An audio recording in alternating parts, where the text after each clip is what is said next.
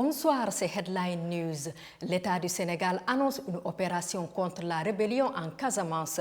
L'armée sénégalaise a annoncé hier nuit avoir lancé des opérations contre des rebelles en Casamance. Une délégation malienne s'est rendue en Mauritanie vendredi dernier. Le ministre malien des Affaires étrangères, Abdoulaye Diop, a dirigé cette délégation qui a été reçue par le président de la République mauritanienne. Cette visite fait suite aux accusations de la Mauritanie contre l'armée malienne relatives à des crimes récurrents contre certains ressortissants mauritaniens au Mali. En Guinée, le président de la transition, le colonel Mamadi Doumbouya, a annoncé lors du dernier Conseil des ministres la tenue d'assises nationales sur l'ensemble du territoire. Ces assises auront lieu le 22 mars prochain. Mais le programme détaillé et la durée de ces assises ne sont pas encore connus.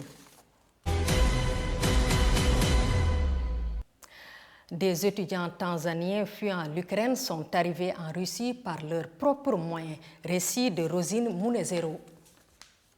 Ils ont traversé la frontière non loin de Soutza, dans la région de Kursk, et ont été amenés dans un foyer d'étudiants de la faculté de médecine de l'université de Kursk. Ils ont parcouru près de 50 km par leurs propres moyens, en voiture et à pied, pour tenter de fuir le conflit militaire en cours. Le voyage a été difficile, comme le raconte l'un des étudiants. Le voyage était difficile car il fallait aller à la fois en voiture et à pied.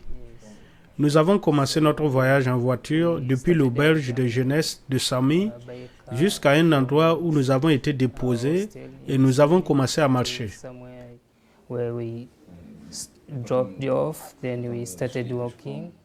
Puis, au milieu du voyage, nous avons pris une autre voiture pour aller quelque part, la dernière voiture avec laquelle nous avons voyagé, et nous avons recommencé à marcher jusqu'à la frontière.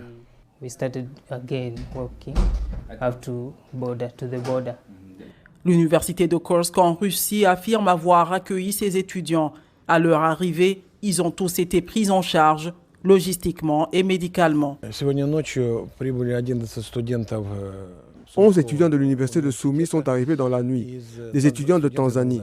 Nous les avons accueillis et emmenés dans l'auberge numéro 4 de notre université, à la faculté de médecine de Kursk. Ils se sont lavés, ont changé les vêtements, nous leur avons donné de la nourriture, un endroit pour dormir et un examen médical approfondi. L'ambassadeur tanzanien en Russie s'est rendu à Kursk.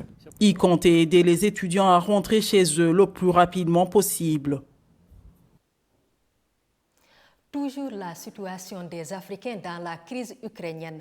Des étudiants sud-africains sont bien rentrés chez eux. Les détails avec Gabi Dorsil. Plus de 2 millions de personnes ont fui l'Ukraine depuis le début de l'invasion russe, il y a 2 semaines. Parmi elles, des milliers d'Africains qui se sont précipités vers les pays voisins. 10 étudiants sud-africains, la plupart encore vêtus de leurs habits d'hiver, ont été accueillis à Johannesburg en provenance de la Pologne. Leurs familles sont soulagées de savoir leurs enfants sains et saufs. Cette jeune étudiante raconte son expérience traumatisante. Des gens sont bombardés, des gens meurent tous les jours et mon seul plaidoyer est que nous prenions cela très au sérieux et que nous nous assurions que notre gouvernement œuvre pour la paix. À des milliers de kilomètres de là, en Ukraine, la capitale Kiev et la deuxième ville du pays, Kharkiv, résistent à l'invasion russe malgré de violents bombardements, mais non sans peine. Selon les autorités ukrainiennes, 1200 civils sont déjà morts depuis le début du conflit. Culture pour terminer. La jeune réalisatrice touareg Fati Walet Mohamed Issa veut mettre en lumière la vie des femmes sahéliennes. Elle vit dans le nord du Mali. Issue de la région de Tombouctou, au nord du Mali, Fati Walet, 24 ans, est l'une des 10 jeunes maliennes sélectionnées par l'ONG américaine Accountability Lab pour réaliser en 2021 des courts-métrages sur la condition féminine au Mali. Donc, en général, le projet consiste à former 10 jeunes dames qui représentent plusieurs régions du Mali et avec des thèmes diversifiés. Des thèmes qui parlent des problèmes auxquels sont confrontées les communautés maliennes en général, Et l'idée derrière les projets, c'est aussi de donner la parole aux femmes, qu'elles puissent s'exprimer. Fatih souhaite montrer les difficultés vécues par les jeunes filles au Sahel et plus particulièrement dans les milieux nomades où l'éducation passe souvent au second plan. Elle s'exprime à travers sa caméra. Le cinéma est un excellent moyen de sensibilisation sur les sujets qui constituent aujourd'hui les défis majeurs pour le Mali, particulièrement Tombouctou et la région.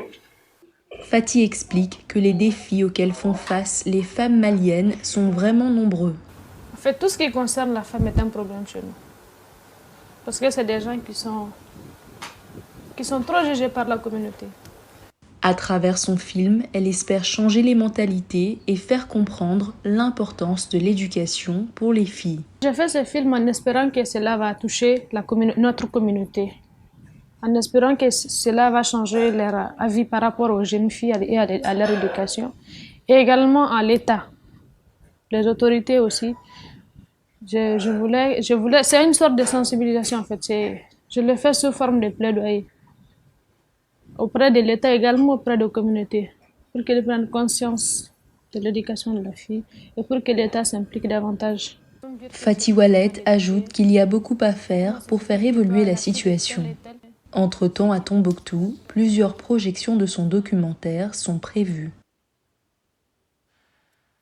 Headline News, c'est fini.